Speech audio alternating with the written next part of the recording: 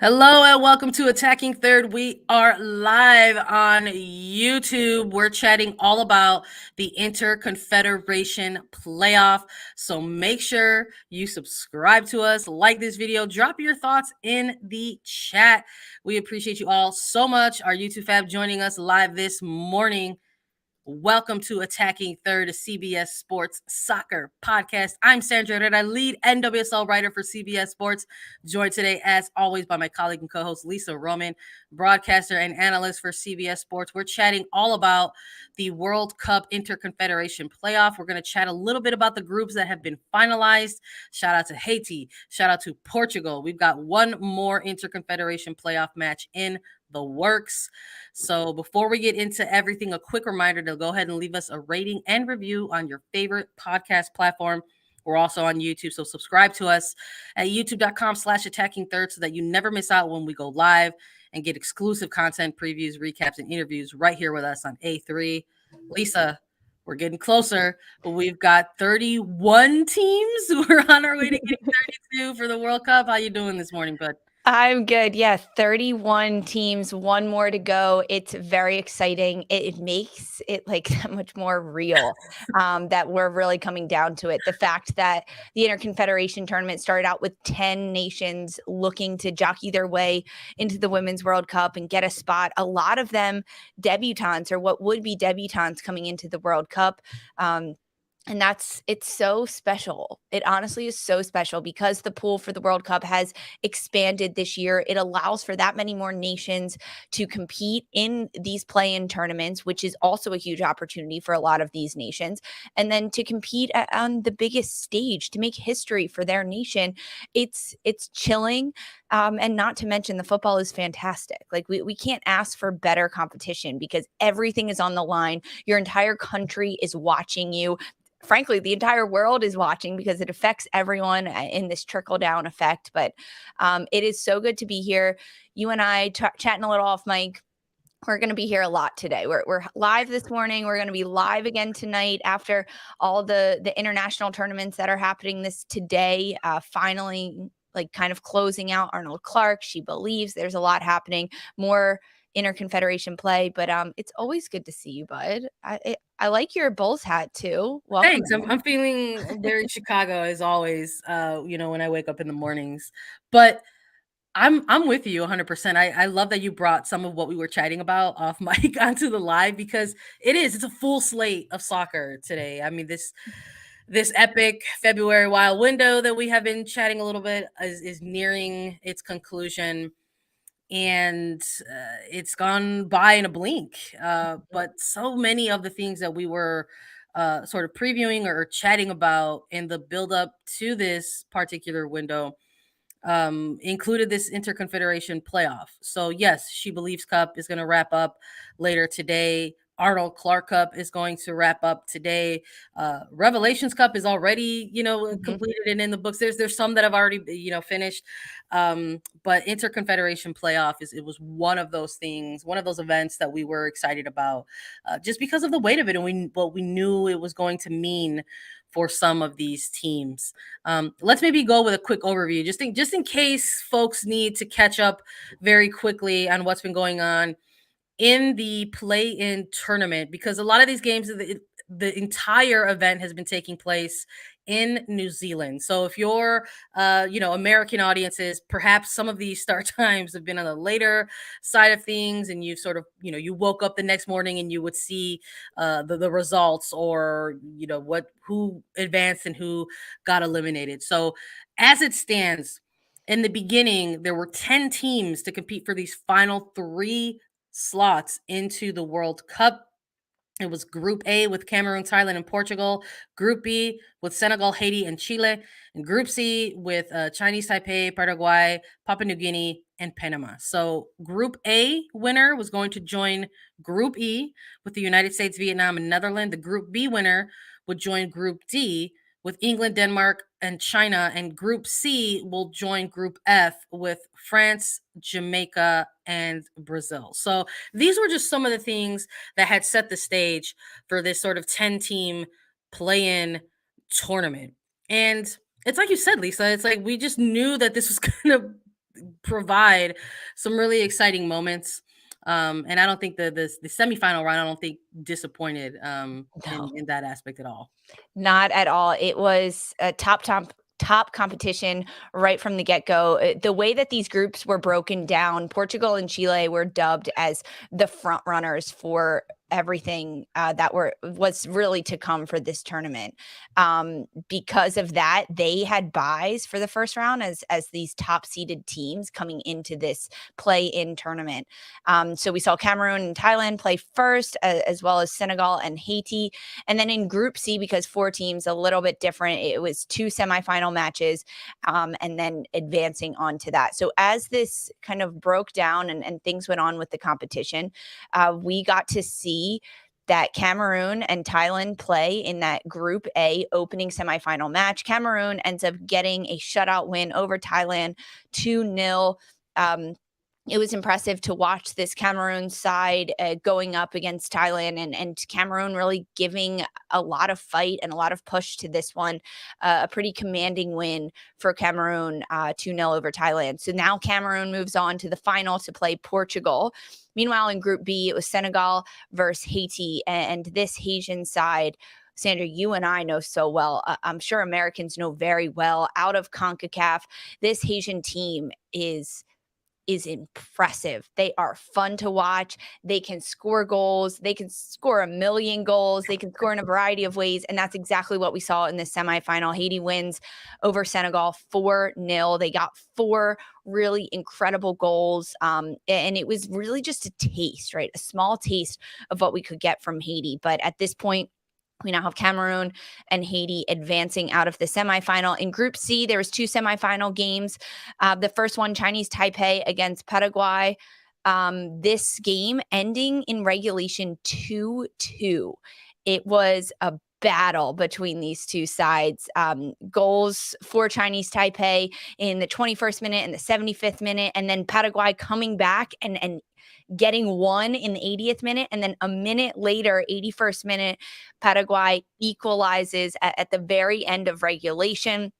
They go into extra time, these two sides. Then it goes into PKs. We get our first taste of a lot of penalty kicks in this Chinese Taipei Paraguay match, and ultimately Paraguay winning 4-2 in penalty kicks over Chinese Taipei. And then for Papua New Guinea against Panama, the other Group C semifinal, Panama, getting 2 goals, starting early and quick. The first goal coming in the 12th minute, and then right over the hour mark for Panama getting their second to win 2-0 over Papua New Guinea. So then at this point, we have Cameroon, Haiti, Paraguay, and Panama advancing to the final for this Inter-confederation Playoffs. So then they have to play again, right? But Yeah. the semifinal competition was good. It was impressive. It was fun to watch. Group C, it's almost like hearing you sort of recap the results of Group C. It just like reminds me of when we first saw how these 10 teams were going to be broken up. So knowing that Group C had that double semifinal, whereas Group A and Group B just had the first semifinal, and then the teams would go on to meet either Portugal or Chile, they had an automatic bye to that final match within Group A and Group B based on their FIFA ranking and seeding. And so Group C, it's almost like when we saw it, it was like we knew that there was a possibility of, some wild action that we, could possibly come out of these games. But I don't know if anyone may have predicted like 25 minutes of stoppage time, within like the late stages of Paraguay and it was just very, very, very wild. Like yellows that were issued, a goalkeeper that was down, then they didn't have a goalkeeper to sub in. It was just It was madness. It It was wild to frankly see. madness. And then and then it's just like, and then it's like, why not? Why not have a match that goes to penalty kicks? Like, of course, like these are the final spots. These are the final spots for the World Cup. You know that there are going to be teams who are gonna go all or nothing, because that's literally what it is. Like your journey to the World Cup Mhm. either really begins or ends in this moment for some of these 3 teams. Bro. I believe one of the announcers calling these games called it the Field of Dreams for Yeah. one of the teams, and it gave me chills because it was, and even during these broadcasts, them showing the fans in the stands, because these games were happening in New Zealand. The entire tournament was happening in New Zealand as a bit of a test run for New Zealand, for the stadiums, for the travel, for the World Cup that is to come, and for the World Cup committee to kind of see how everything would play out. So it's not like these games are happening in South America or Central America, where some of these teams are coming from, or anything like that. And so you've got like this home field vibe to it, but still these fans traveled. They traveled to New Zealand. There was a lot of people out in the stadium supporting them. And that's really what gave me chills, seeing those people, seeing like the Haitians with their Haiti flags in the stands, cheering on their team as they dominate a 4-0 win, right? Like 3 different goal scorers for Haiti too. That was cool too, right? I mean, I think a lot of it you have to break down in those senses, because sometimes you can just have one superstar on a team. I mean, you look at the United States right now, they've got Mallory Pugh. She's scoring all the goals and that's all she can do. But some of these other nations, they have those top scorers and those players that really put the whole team on their back. But throughout this, I mean, for Cameroon, we see one player get goals, but for Haiti, there's 3 different goal scorers to get 4 goals. Paraguay as well, they get a couple different goal scorers in there, same as Panama. So like that's impressive to see, sharing the wealth, balance scoring amongst these nations.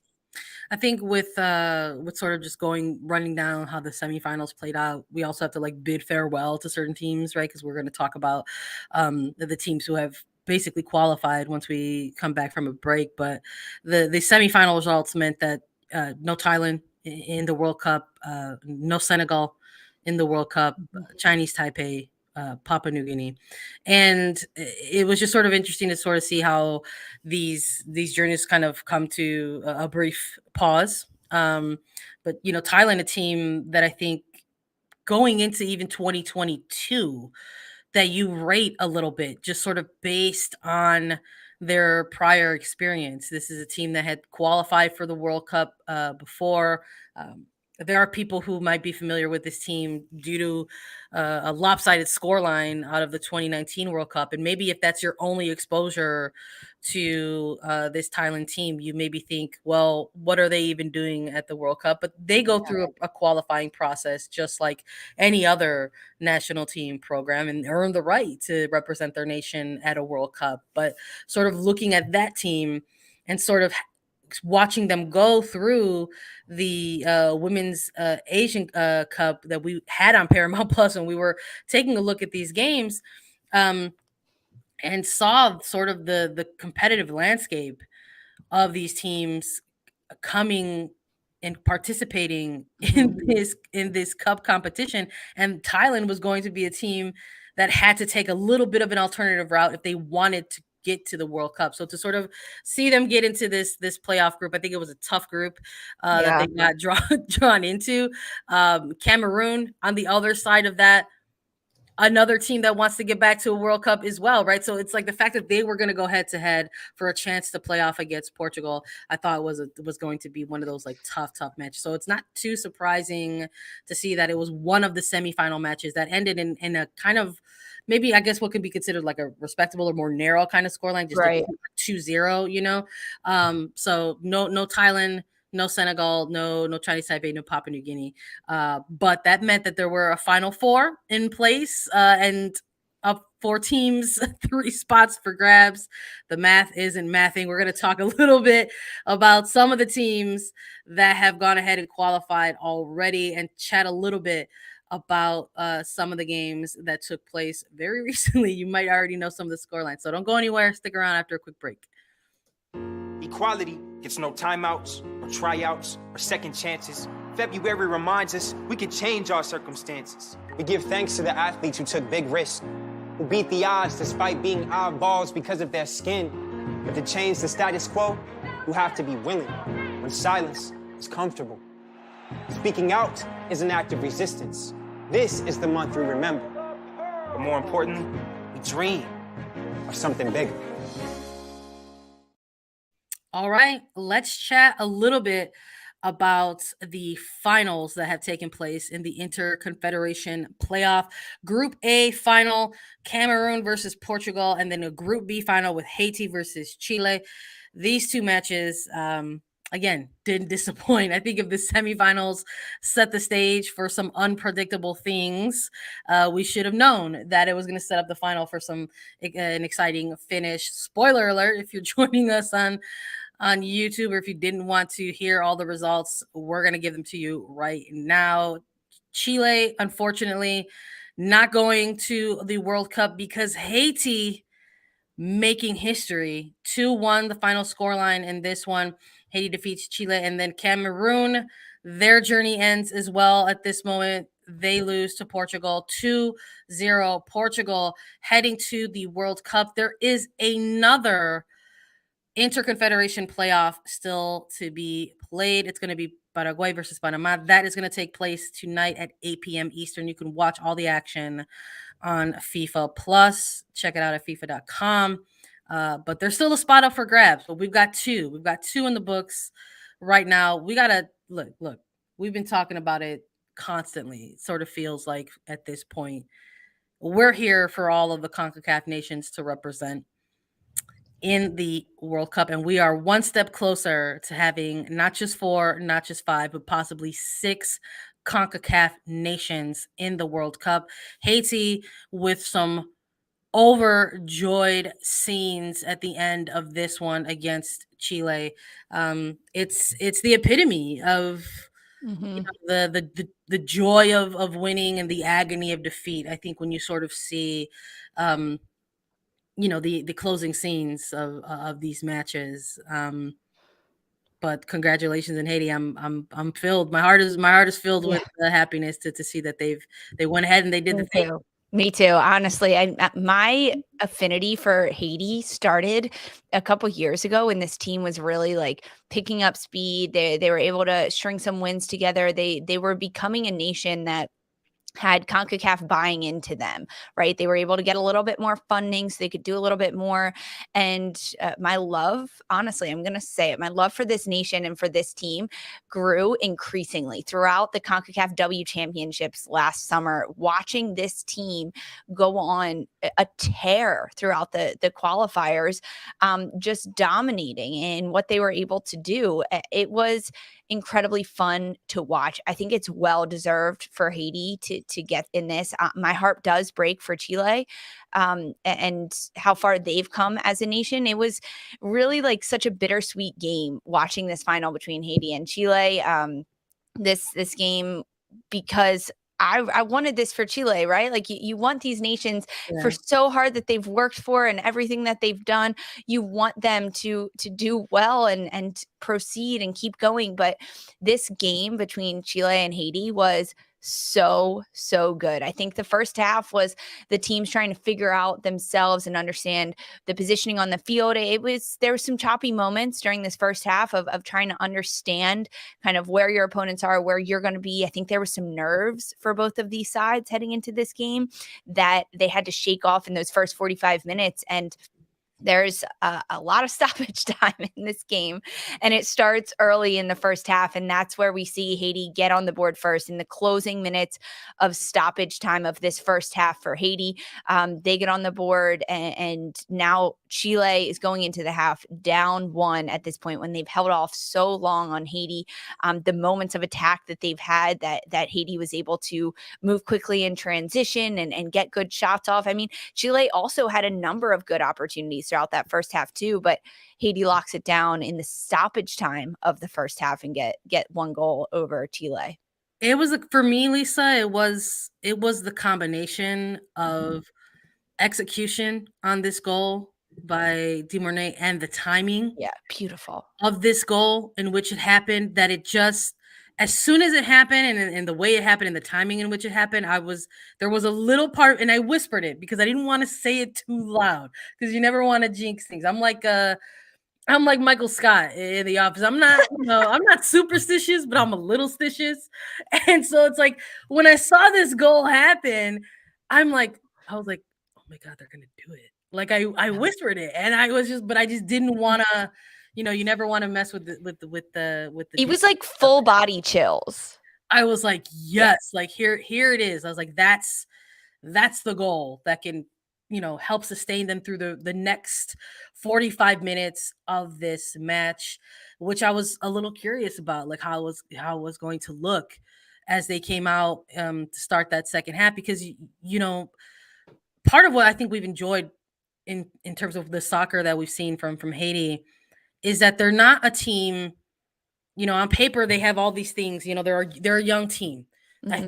It's like, and in that, for some people they might say, youth equals inexperience.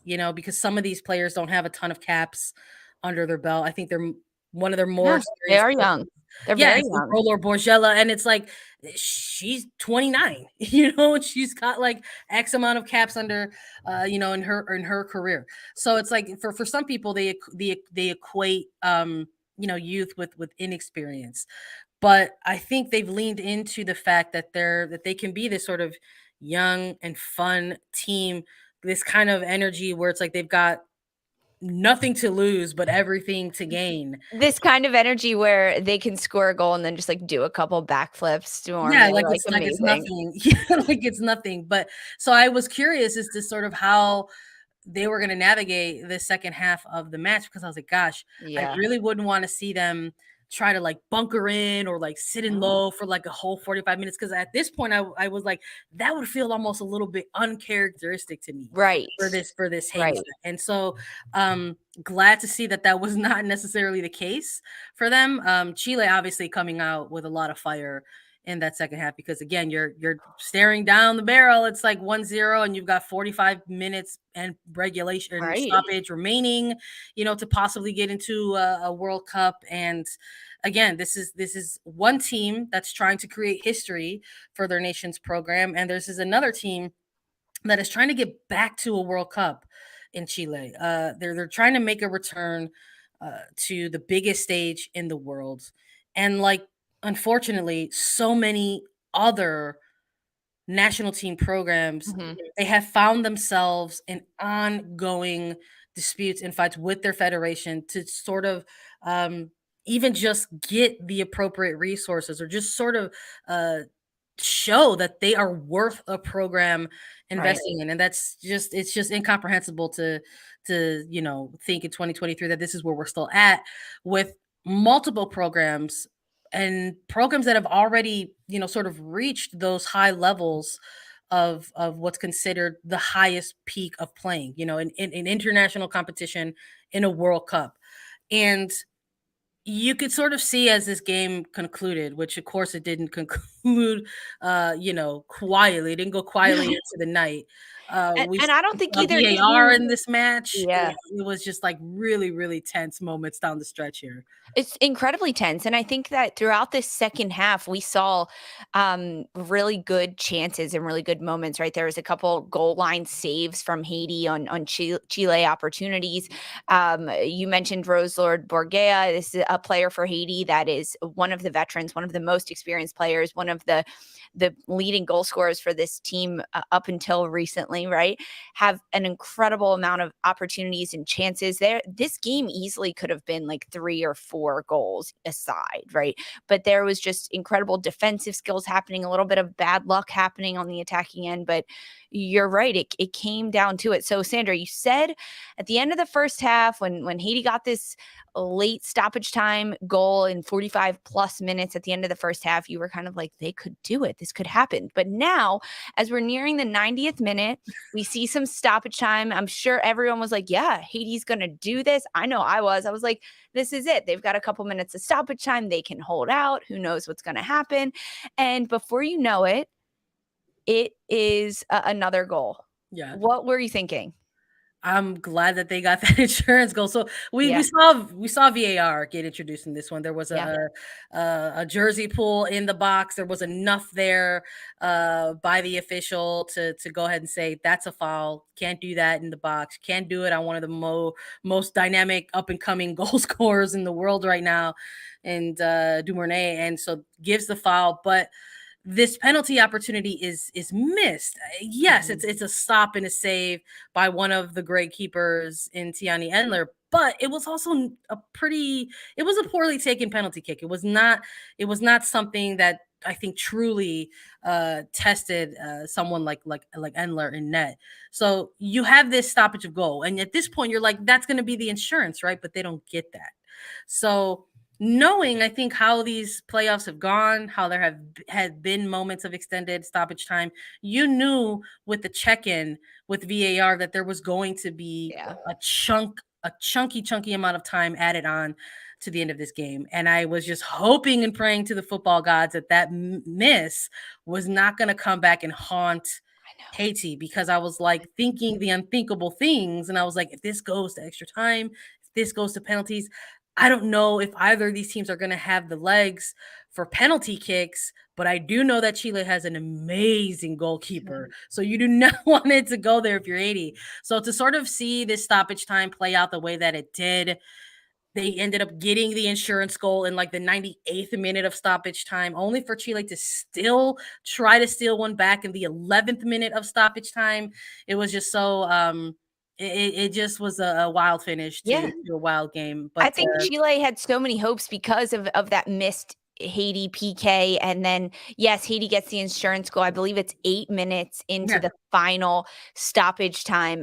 And Chile didn't give up at all, right? I think that's like, it's so inspiring because there could have been a lot of teams that really like hung their head at this point, but for Chile, this was their last shot to make it back to the World Cup, and they don't give up. They end up getting one goal back. They cut the lead in half and get one in the 11th minute of stoppage time, and immediately they're ready to go. They're grabbing the ball. They don't know how much stoppage time is going to be left at this point, right? Like as viewers at home, we get to see the plus 11 plus 11:05, 11:10. We get to see that. And we also don't know, hey, when is the official going to blow this whistle?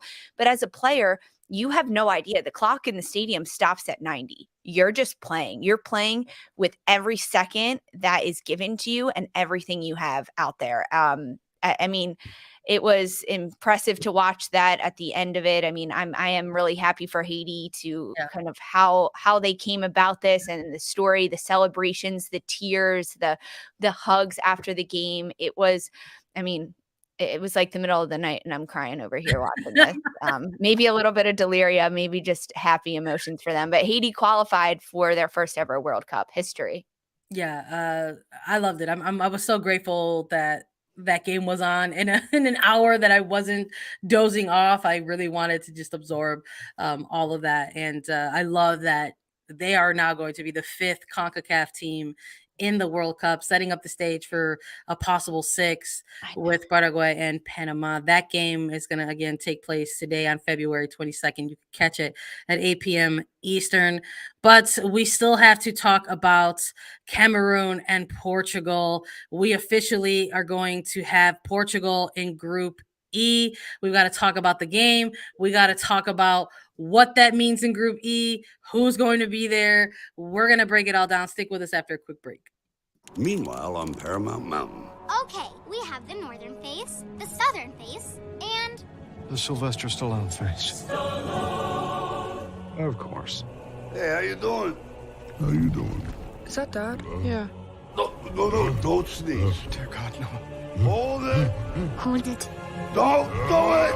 Down. Ha! Gesundheit. Thank you. You're welcome. All right, let's chat about Group E because it's official. We know what Group E is going to look like. Portugal and Cameroon playing in their final. Again, wild scenes at the end of this one. 2-1 in favor of Portugal, eliminating Cameroon. Again, you see the joy on Portugal. You see the agony of defeat, Cameroon, but officially qualified for the World Cup. Again, taking the long way there. Another European nation that will represent in the 2023 World Cup. That means a couple of groups are finalized. If you joined us at the top of this episode. We talked about how the Group A winner was going to join Group E, and the Group B winner was going to join Group D. We still have to see Group F get finalized because they will join France, Jamaica, and Brazil in Group F. But we're going to chat a little bit about Portugal and what that means in Group E, because Group E has the United States, Vietnam, and the Netherlands, and now Portugal has arrived. It's very exciting. I mean, this is really what we've been waiting for. I think the United States has also been waiting for this, kind of when we would find out who's playing them, who's going up against them. And we always knew it was going to be really tough competition, frankly, because it was, right? You looked at when we ultimately got this draw for this team and how it would look.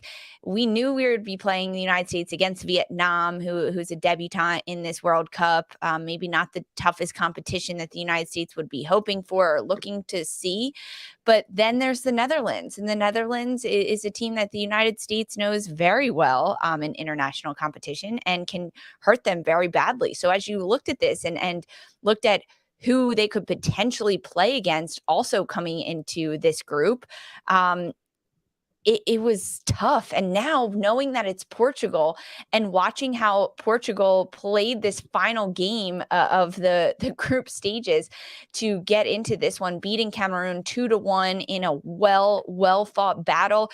I think Portugal hit the post like 3 times, the crossbar once or twice, the post once or twice.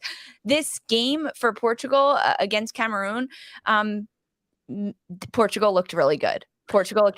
Group G is going to look really good. Look, this match was one of those games that was on in the wee hours of the morning, and I'm not here to judge anyone what they do in those hours. I hope you don't judge me. I tried to watch some of this game, but it was such an early match, and to see them finally Portugal go up 1-0, I was like, okay, I'm going to treat myself to a respectable amount of sleep because I know we have so much soccer on the slate for Wednesday, February 22nd. So to get up early and sort of catch the replay of this before we went live, I shouldn't have been surprised that it had the finish that it had, especially if Haiti versus Chile was any indication of how things were going to go. I think those post shots had me. I felt a certain kind of way because I was just kind of like, similar to Haiti. I was like, oh gosh, you don't want some of those missed opportunities to come back and haunt you. But when you hit the post that many times, you don't want it to get in your head, and you don't want to see that kind of. I mean, when as a team, when you're hitting the post that many times, there's really 2 ways of thinking about it, right? You can get in your head and say, oh my gosh, we can't do this. We have to work harder. We have to get in behind. We have to look for the final pass again. We can't keep doing this. We have to find the back of the net. Or you can say, we're right there. We're getting open looks. We're getting the ball in behind. We're creating opportunities. We're forcing them to defend a lot, and they've gotten really lucky, but we're getting all those opportunities. And we saw Portugal go with the latter of those two, really kind of just sit into it and say, you know what, we're going to keep our foot on the gas pedal. They didn't get frustrated either, which is something that can happen a lot when you're hitting the post that many times. Yeah. And it just sort of felt like getting this goal in the early phase of the first half was right around the 20th minute. You just sort of feel like, okay, well, maybe there's enough there to help Portugal control a game like this going into the second half. But of course, it should be no surprise that Cameroon got an equalizer near the late stages of the game. We're talking about like 89th minute, and at that point, you're wondering, it's like, okay, is there a possibility of this going to penalty or to extra time and then possibly penalty kicks? And that is a moment where I was just kind of like, this is what I felt, where I was just like, if you kind of hit the crossbar that many times, like maybe it doesn't like affect your mindset early on when you're missing those things, but maybe it starts to affect your mindset as you concede that late in the game.